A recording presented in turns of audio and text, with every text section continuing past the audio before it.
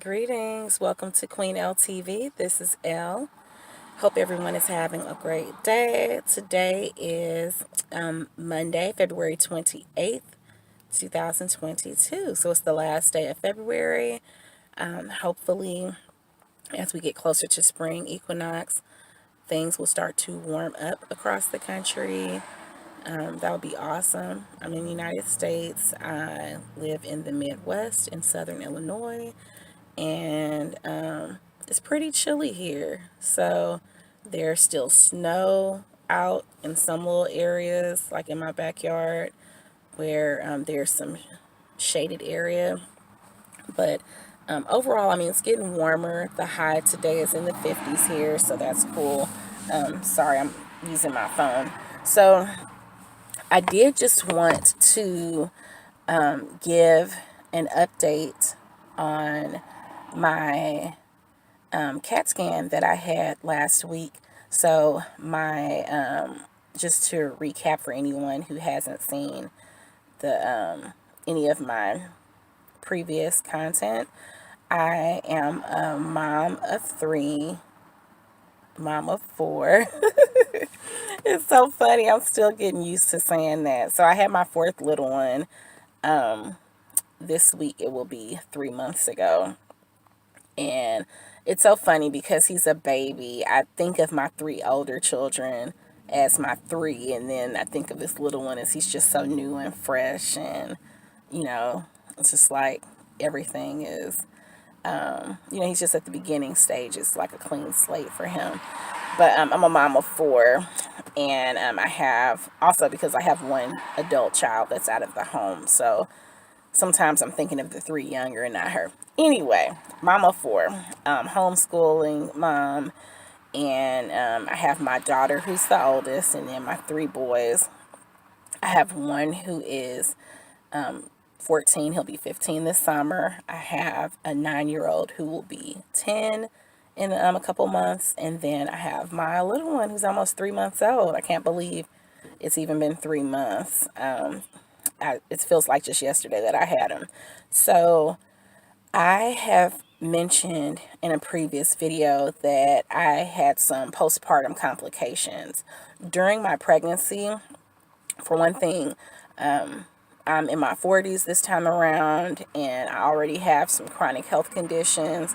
So it, just kind of further complicated things throughout my pregnancy.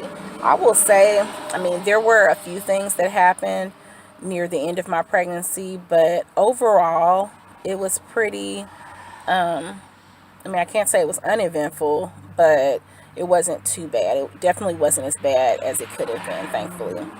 However, upon giving birth, I have realized that I have some other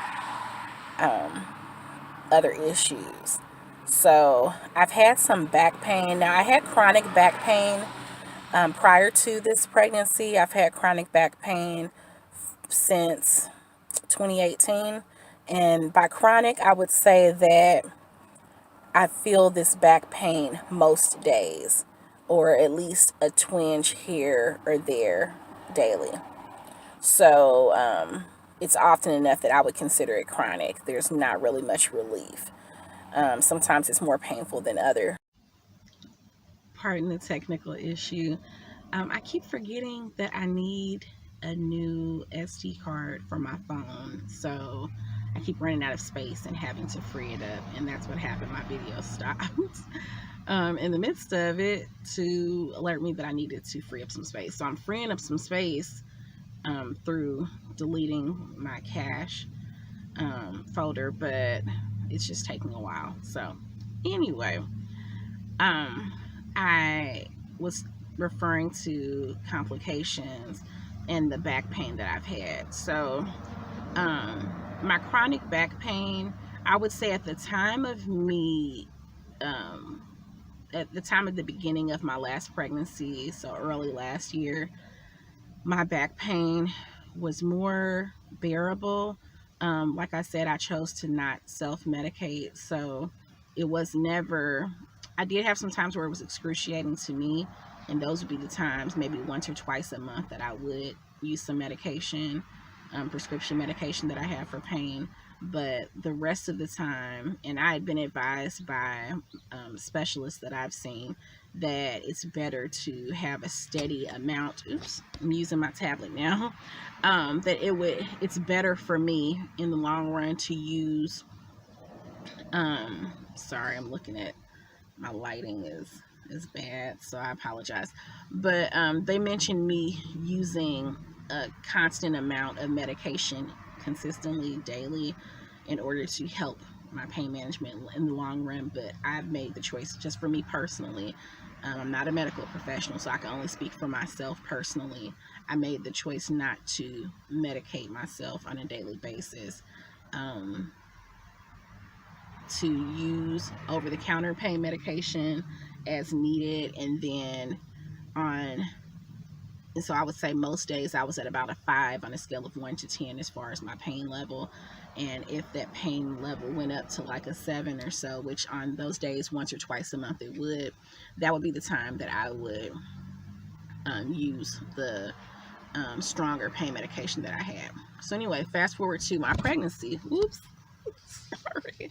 Okay, so I was pleasantly surprised that during my pregnancy, I didn't really have much back pain. I've had sciatica in one of my pregnancies, my second one, and just thought, and at the end of that pregnancy, I learned that I have a herniated disc in my lower back. But I thought at the very least I would experience that. No, maybe more so right at the very end, but no, not really. And that could partly be attributed to the fact that I only gained 12 pounds during my pregnancy, partially because I started out already overweight, but didn't really have much of an appetite throughout the pregnancy. So anyway, I was thankful to not really have much pain in my back.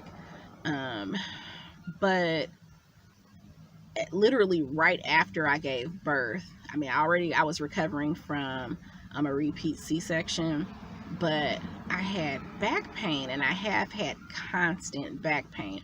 If I thought that I had chronic back pain before the pregnancy, when I tell you it's been constant since then, since I gave birth in December, it has literally been all day, every day. When I'm not moving, like right now, I'm sitting in my car outside my home.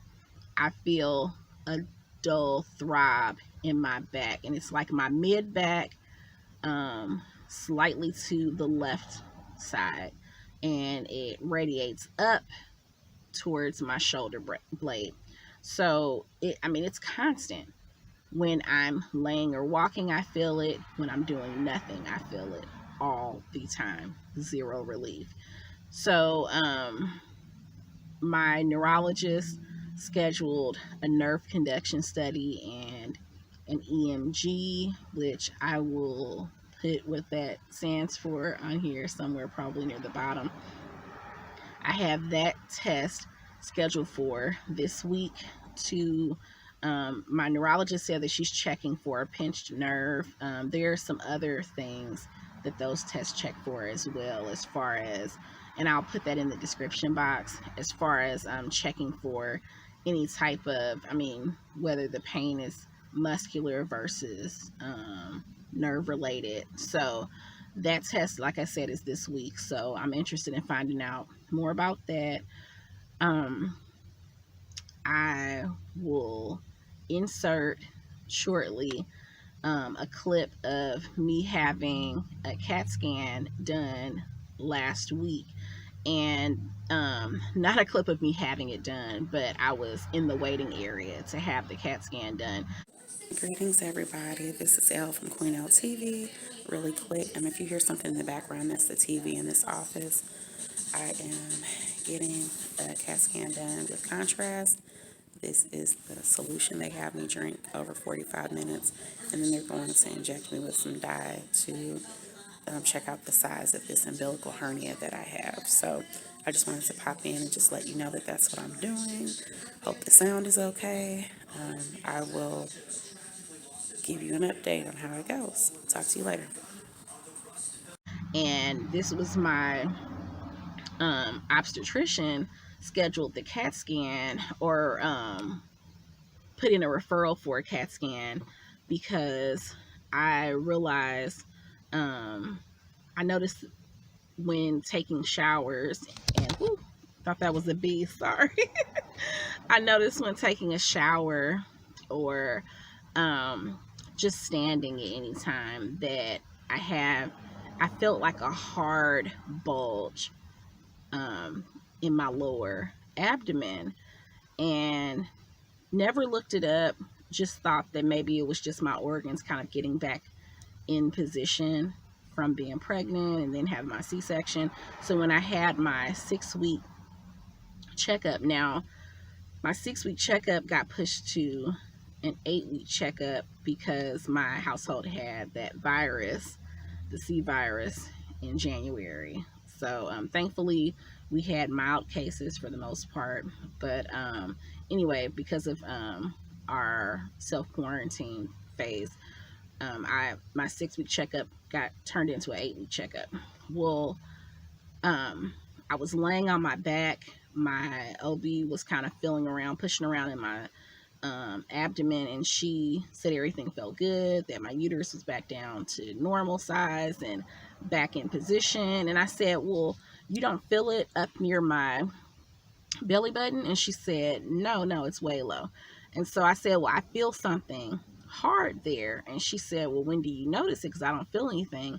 And I told her that I notice it when I'm standing or when I'm showering. So she said, well, stand up and let's see how, like, where you're feeling that, so that she could feel it. Pardon the noise. I actually live near or next door to a business, and that's their HVAC system. So anyway, so when I stood up, she started pushing around. I put her hand where I felt it, and she was pushing in, and it was kind of painful. And she said, you have a hernia. And I thought, really? I think I said it out loud. I was just really surprised. I knew of babies having umbilical hernias where you see them, it's more noticeable like when they're really upset, and you see their little belly button is like an outie, but it sticks out further than, you know, you're used to seeing. And I've heard of that. I've heard of adults getting hernias, but never seen one. So I didn't really know much about them. So she said, I'm putting in a order for you to have a CAT scan done, and you'll most likely need to get it fixed. And I said, well, what does that entail? And she said, well, it's an outpatient procedure. And I'm like, surgery again after I just had the C-section? And I asked her about what I need to do right now in the meantime, and what's the recovery like. It turns out the recovery is similar to a C-section recovery, as far as your limitations, and it being more like a 4 to 6 week full recovery. She said not to lift anything heavier than my baby in the meantime. Don't strain. Don't try to pick up anything heavy. And I've learned over time, so that was 4 weeks ago when I had that appointment with her, and I just had the CAT scan last week.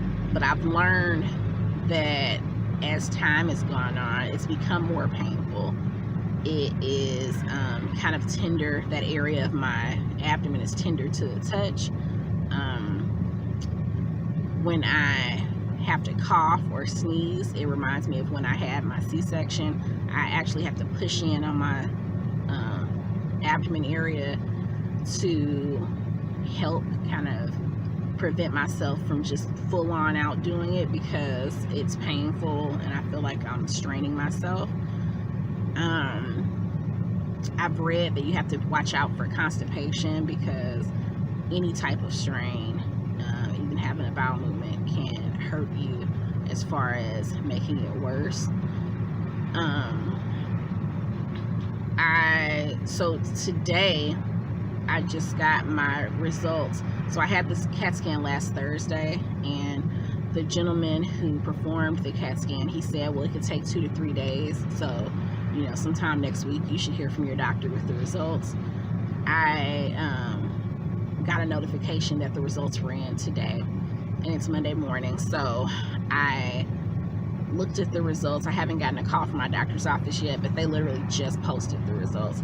So I read them. It's very interesting how when you have a CAT scan, it's actually they're scanning. They scanned everything in my torso, so every organ. It was mentioning, normal presentation, no findings, no abnormal findings, etc. So everything's looking great for the most part. There's some slightly respiratory issue that was mild, which I have asthma, so that didn't completely surprise me. I actually have a very small kidney stone, and I thought that was interesting. I'm like, really? That is not obstructive, very, very small. So not too concerned about that. I will mention it to my primary doctor just so she's aware. It turns out I actually have 2 hernias, which, I have no way of knowing what's going on inside of me in that area. So I just found that quite interesting. And one of the hernias, so from what I've read, a small hernia is considered 1 to 3 centimeters. So that would be approximately an inch. And a medium-sized one is 3 to 5 centimeters. So that's approximately 2 inches. And anything over 5 centimeters is considered large. And from all of the sources that I've read, absolutely requiring surgery. Because, so to go back to what my OB said, she said, if it's really large, you'll need to get it fixed. And so she said it was an outpatient procedure. She said I could opt to not get it fixed and to just kind of have the wait and see method to just see if it gets larger. But there is a risk factor of an obstruction. Or not an obstruction, strangulation for the hernia. And that would mean, just kind of as the word sounds, it could cut off some type of circulation or blood supply to an area. It can get pinched. In more severe cases, it could actually burst because it's basically a tear or a hole of your tissue and or muscular area, your abdominal wall, and there's something bulging through it. So it's either fat, your intestines or bowels. And again, I'm not a medical professional. This is just all of the research that I've done in the 4 weeks that I've known about it. So my small one is um, is 2 centimeters. So that's in the small range, and there's fat bulging through it. Then the other one, the one that I probably notice more, is 6 centimeters. One moment, please. Mom duties. So my boys were just checking on me. So the large one is 6 centimeters approximately, and so that's considered large. And that's the one that I could feel the most probably. And that one has fat and my small bowel or intestine bulging through it. So I guess if I just had the smaller one, then they might consider waiting and seeing. But definitely because I have the larger one, which is quite noticeable to me. I wear baggy clothes, so you can't see it on the outside, but it's noticeable to me. That would be the larger one. So I'm sure they're recommending surgery. We'll just see when I get that surgery done. I hate having to do any type of surgery. I did ask my doctor when she said that there is the option if I absolutely wanted to avoid surgery to decline. And I said, well, because it's a bulge and I can feel it on the outside, like if I were to suck in my abdomen, it's visible. You can see where it is and what it is, and it's like this. I asked as I hopefully get into shape, back into shape, and lose weight for my pregnancy, um, wouldn't it be more noticeable? And she was like, absolutely. As your um, abdominal area goes down, it will just be more and more noticeable because it's not shrinking, it's staying where it is, especially knowing that there's something bulging through it that should not be there. Um, yeah, I'm definitely gonna have to get it fixed. As far as timing, I'm not sure. I'm just trying to take it easy in the meantime. So that is what is going on. So still don't know about the back stuff. I will find out about that um, this week. And then it's just good to have some news. So also something else that was mentioned in my results for my CAT scan is I have diastasis recti. I believe that's how it's pronounced. And that's it's pretty common, especially among mamas who have been pregnant. It's the separation in your abdominal wall, like a vertical separation in your abs. And I've seen images of women who have had it, especially women who are smaller framed. And maybe that's why I didn't know that I had it, because I am overweight, and I did already have still, like, a pudge, if you will, in my abs. So maybe that's why I didn't know that I had it, and this was the first time anyone mentioned it. Maybe because this is my first time getting a CAT scan of this region, but it was mentioned in the CAT scan results. So I just found that interesting as well, just something to add on to what they found. So yeah, I'm going to, I'll give you all updates as I have my 2 hernias fixed and repaired. So that's that. And I will be in touch regarding the back issue. And I mean, other than that, I've been blessed, and my children have been blessed. So I'm quite thankful for that. But I did just want to hop in and just give you all that update. So thank you so much for joining me today. Please stay tuned to future videos and other content that I will share here. Um, I do vlogs as I am out and about. I like vlogging from my car. Well, it's a minivan. And yeah, so we'll see. I'll be in touch. Thanks again for joining me. This has been Elle with Queen Elle TV. Take care. Also, please feel free to like, comment, share, subscribe if you're interested in content like this. I try to be very informative and transparent. So just let me know what you think, okay? Peace.